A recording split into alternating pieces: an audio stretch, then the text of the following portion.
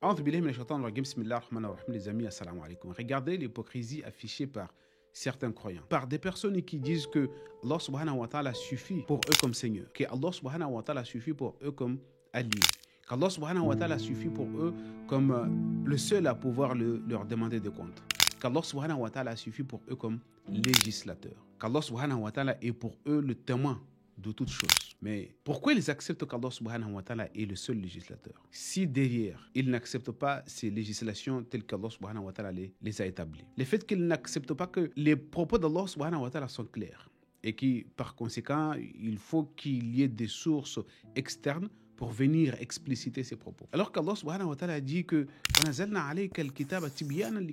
le livre qu'Allah subhanahu wa ta'ala fait descendre jusqu'à son messager donne les détails qu'il le faut. Allah subhanahu wa ta'ala n'a pas omis quelque chose d'utile dans son livre en ce qui concerne de sa religion. Mais toutes ces choses-là, pour ces croyants, ces personnes qui croient bien évidemment en Allah, pour eux c'est impossible. Ils ne peuvent pas imaginer cela. Ils ne peuvent pas y croire que tout ce qu'Allah subhanahu wa ta'ala fait descendre est suffisant. Et Allah subhanahu wa ta'ala leur a posé une question ou des questions, plusieurs questions même dans le Coran al-Karim. Lorsque ces personnes, parce que la logique veut que, lorsque vous acceptez que Allah subhanahu wa ta'ala est le législateur, Allah subhanahu wa ta'ala est pour vous le seul Seigneur, Allah subhanahu wa ta'ala est pour vous le seul commandeur, vous devrez automatiquement accepter que ces propos aussi sont suffisants pour vous. Et en ce moment-là, Allah subhanahu wa ta'ala pose la question que et quels propos après, quels propos renouvelables après les paroles d'Allah subhanahu wa ta'ala qui sont explicitées à travers ces signes. Mais aussi Allah subhanahu wa ta'ala dit encore à son messager de dire à ces genres de personnes que awalam yakfihim anna anzalna alayka al-kitaba yutla alayhim, n'est-il pas suffisant pour eux que nous avons fait descendre jusqu'à toi le livre et qu'il leur est communiqué? Ce livre qui vous est communiqué, qui se réclame dans plusieurs passages qu'il vient de chez Allah subhanahu wa ta'ala, qu'il provient d'Allah subhanahu wa ta'ala, n'est pas suffisant pour ces personnes. Parce que bien évidemment, ce qu'il démontre, ce sont les caractéristiques des hypocrites, comme celles qui autrefois allaient trouver le messager d'Allah lui disant que nous acceptons que tu es le messager d'Allah. Mais le problème, ce n'est pas d'accepter que c'est le messager d'Allah.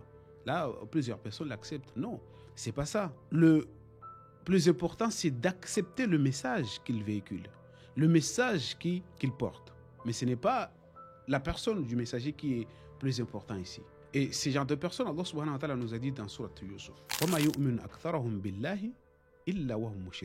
beaucoup d'entre les humains, ils ne croient en Allah subhanahu wa ta'ala qu'à condition qu'ils l'associent. Bien évidemment, tu peux leur poser la question, est-ce que Allah est bien évidemment ton enseigneur? Allah subhanahu wa ta'ala est ton créateur. Tu crois en Allah? Bien évidemment, Dieu confère, je crois en Allah.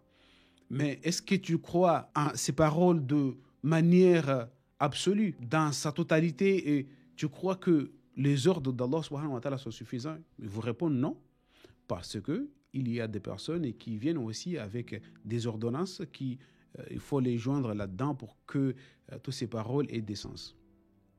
Il faut que les paroles d'Allah soient éclairées par des sources externes. Si ça, ce n'est pas de l'association, bien évidemment, Allah subhanahu wa ta'ala dit وَمَا يُؤْمِنُ أَكْثَرُهُمْ بِاللَّهِ إِلَّا وَهُمْ مُشْرِكُونَ. Et cela, on le constate à travers toutes les personnes qui disent que non, c'est vrai, Allah subhanahu wa ta'ala est le puissant, le Rabbul Alamin, le Seigneur des univers et le législateur, mais ce n'est pas suffisant.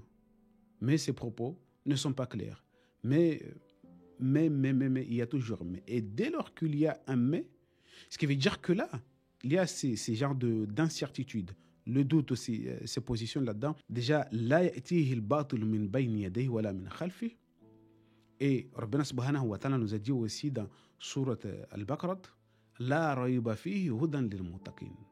Donc, s'il y a tout le temps ce genre de mais Abu Huraira a dit, mais tel compagnon a dit, mais le messager a dit, mais pourquoi ces mais de chaque fois? Qu'il faut que, à tout prix, il faut que les paroles d'Allah subhanahu wa ta'ala soient ralliées avec d'autres paroles.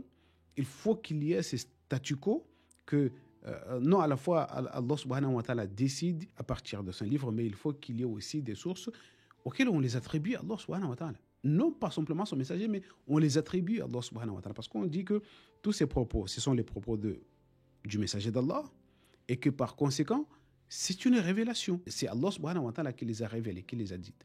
Donc, le croyant, le vrai croyant qui s'est dit que seul Allah subhanahu wa ta'ala lui suffit comme Seigneur, que seul Allah subhanahu wa ta'ala suffit comme wali, comment par la suite ces personnes-là ne peuvent pas faire confiance en Allah subhanahu wa ta'ala si ce n'est de mettre en avant leur hypocrisie.